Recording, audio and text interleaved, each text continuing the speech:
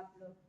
अब देखो मेरे को आज 2 दिन से खांसी ज़्यादा आ रही है, तो मैं जाऊँगी अब दवाई लेने के लिए। तो मैंने कहा काम हो चुका है, मैंने काम से छुट्टी ले ली है, तो कल आऊँगी टाइम से। अब मैं जा रही हूँ दवाई लेने के लिए, क्योंकि गला ख़राब है, तो इस वजह से खांसी भी हो रही है। डॉक्टर के पास जाना है।